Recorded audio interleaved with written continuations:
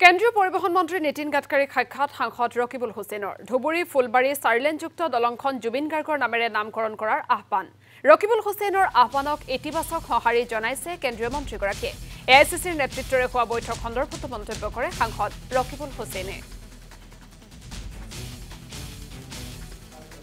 কেন্দ্ৰীয় মন্ত্ৰী নীতিন গাডকাৰী ডাঙৰীয়াক তেখেতৰ পাৰ্লিয়ামেণ্টৰ কাৰ্যালয়ত লগ ধৰো আৰু লগ ধৰি মই আমাৰ সকলোৰে হিয়াৰ আমঠু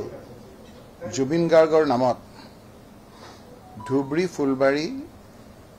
যেটো 4-লেন ব্ৰিজ আছে সেই ব্ৰিজখন জুবিন গাৰ্গ ব্ৰিজ নামকৰণ কৰাৰ কাৰণে মই অনুৰোধ কৰো মই সাংসদ হোৱাৰ পিছতে এই ব্ৰিজখন কেতিয়া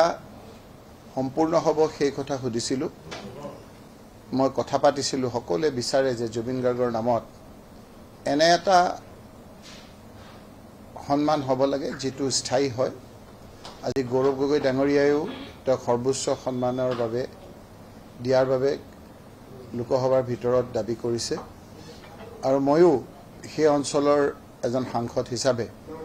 ধুবুৰী ফুলবাৰী ব্ৰিজখন জুবিন গাৰ্গৰ নামত দিবৰ কাৰণে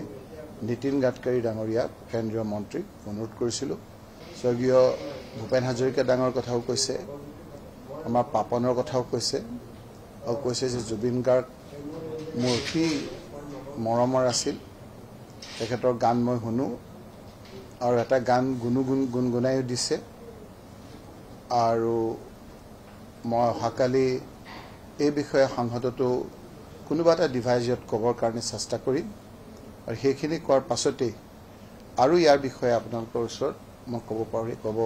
পৰা অৱস্থাত থাকিম কাৰণ আজি কথাখিনি বৰ যোগাত্মক হৈছে সেয়েহে মই ভাবিলোঁ